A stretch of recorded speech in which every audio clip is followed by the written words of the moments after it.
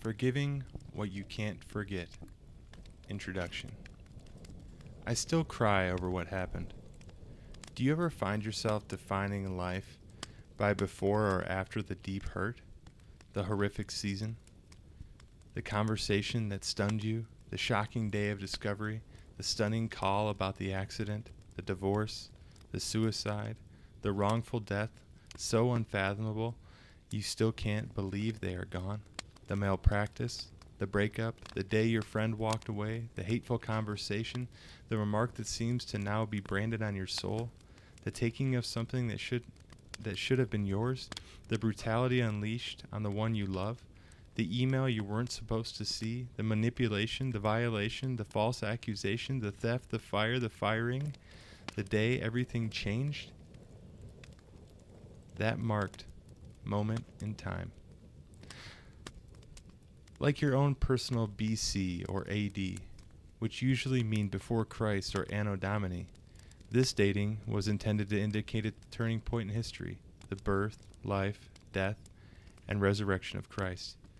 When we have personal marked moments in our own history, it can feel like before crisis and after devastation. It's a line in time, one that's so sharply drawn across your reality. It not only divides your life, it splits open your memory bank and defiles it.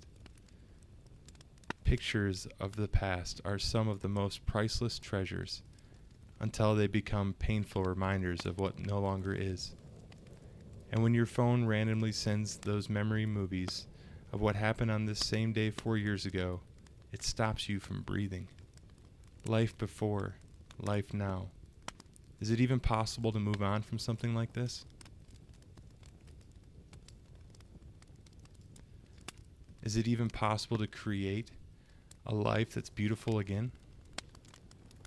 Some part of what you loved about your life exploded in that moment and marked you with this unwanted reference point of before and after.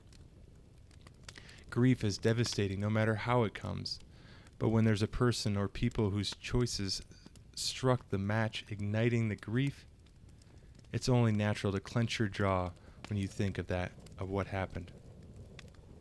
And maybe it seems like you think of what happened all the time, or at least so much of the time you wonder if you'll ever stop having that deep aching off-kilter feeling, that throbbing heartbreak bubbling with an equal mix of anxiety, unanswered questions, and suspicion that really no one in the world is truly safe anymore. People are all around you at work, in the coffee shop, at the kids' school, and even at church, just trying to live their lives, completely unaware that at any moment there could be a triggered memory so painful you'll feel as though the world has no more oxygen to breathe.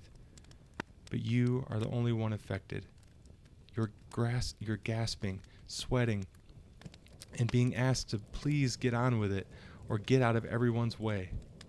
All you can do is stare at the pictures that just popped up, taken just before everything changed. Desperate to go back to that moment and warn your former self to redirect, change course, avoid, escape, turn, and maybe, this would have never happened.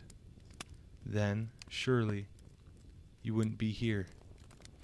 In the mess of the aftershock and fallout, grief and panic, feeling as fragile as the tiniest twig, but as stuck in this place as a 100-year-old stump, I understand all of that. Like you, I wish I didn't have such an intimate understanding of those feelings. But I do. If you read my book, it's not supposed to be this way. You know of the shattering discovery of my husband's affair and the long road of uncertainty I was still walking at the end of that book. The 4 years of hellish heartbreak that followed the discovery did eventually take an unexpected turn towards reconciliation. I'm grateful, but I have not been spared the slow and grueling work of finding my way again after experiencing something that forever marked my life. I cried again today. It wasn't because something is wrong in my marriage. Restoration is a gift for which I am very thankful, but that's not what this book is about. It's about figuring out what to do when you when you can't forget what happened and forgiveness feels like a dirty word. I'll raise my hand here That's why I cried today. If you relate to this, then you know how awful it is to define one's life with the words before and after. And if no one else in this world has been kind enough to say this, I will. I'm so sorry for all that's happened to you. Whether this was an event or a collection of hurt that built up over time because someone wasn't who they were supposed to be, didn't do what they were supposed to do, or didn't protect you the way they should have protected you, your heartbreak deserves a safe place to be processed. Whoever they are in your story, their actions hurt you, took from you, and set off a chain of events still greatly affecting you, and that was wrong. This isn't a judgment against them. I don't know all the facts of what happened, and I'm not qualified to be their judge, but I can be a witness for your pain. Your pain is real, and so is mine. So if no one has acknowledged this with you, I will. But friend, can I whisper something I'm learning? Staying here, blaming them, and forever defining your life by what they did will only increase the pain. Worse, it will keep projecting out onto others. The more our pain consumes us, the more it will control us. And sadly, it's those who least deserve to be hurt whom our unresolved pain will hurt the most. That person or people, they've caused enough pain for you, for me, and for those around us. There's been enough damage done. They've taken enough. You don't have to hand over what was precious and priceless to you and deem all the memories as hurtful. You get to decide how you'll move forward. A few years ago, when my marriage imploded, I didn't think I'd have a say-so in keeping memories that were precious to me. I thought my marriage was over. Therefore, my life had to be edited, both going forward and backward. I went through the entire house and removed all the pictures of, quote, us. I packed up some of my favorite family mementos. I tried to untangle my life from anything that reminded me of who I once was, because I didn't know what else to do. But completely sterilizing my life from the physical presence of reminders didn't remove the pain. You can't edit reality to try and force healing.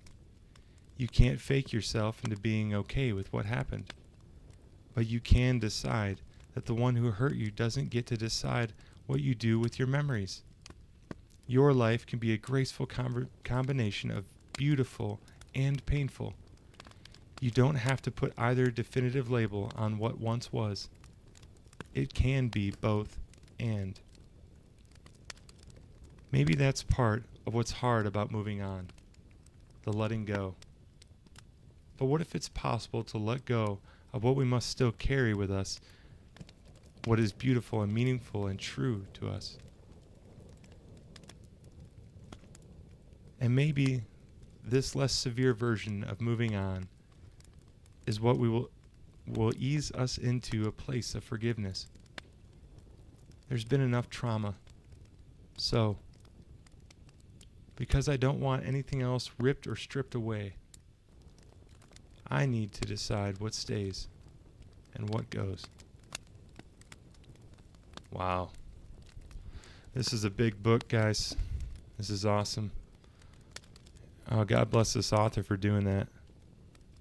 I hope the Lord heals her pain and uses this work and redeems the time with it for a lot of people. So God be praised. God bless you all. Links are in the description to purchase this book and support the author. I really appreciate it. And like I said, God bless you and keep you. And have a wonderful, wonderful day.